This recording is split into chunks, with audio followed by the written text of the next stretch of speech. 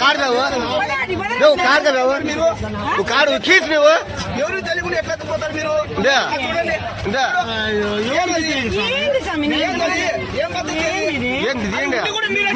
ఉండి కూడా మీరే తీసిండేది ఉండి కూడా తీసి మా నాన్నకి తీసినారు మీరు ఉండి కూడా మట్ట కుడిపించారు మీరు పోతు కోసు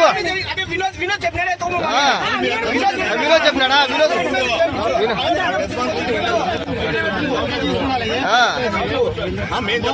లేదాడా చూడే చెప్పాడండి ఏ ఉండి కూడా చూడడానికి నా కొడుకులే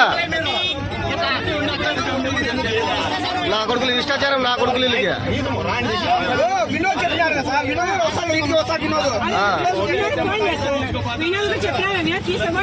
కాడు కాడు కాడు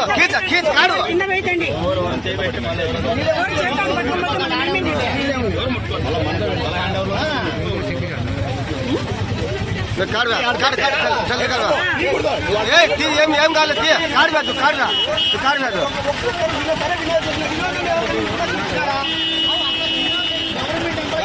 కాడుతూ కాడుతూ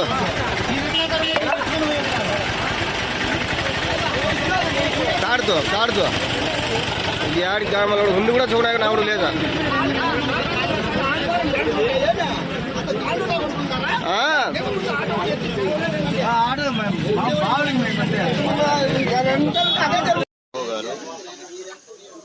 గారు ఆలయం దగ్గరికి వెళ్ళి వాళ్ళ భార్యతో అమ్మవారి వెండి ఆభరణాలు విలువైనటువంటి చీరలు ఎవరికి అధికారులకు కానీ ఎవరికి సమాచారం ఇవ్వకుండా స్థానిక వాసులకు కూడా సమాచారం ఇవ్వకుండా తన భార్యతో వెండి ఆభరణాలు చీరలు ఆటోలో వేసుకొని దారిలో వస్తుండగా మేము ఆలయ దర్శనం కోసం వెళ్తుంటే అక్కడ ఆపి ఏం తీసుకెళ్తున్నారు అని అడగగానే ఎవరికి సమాచారం లేకుండా తీసుకొని పోతున్నాము మేము ఇంటికి తీసుకుపోతున్నాము అని సమాచారం ఇస్తున్నారు.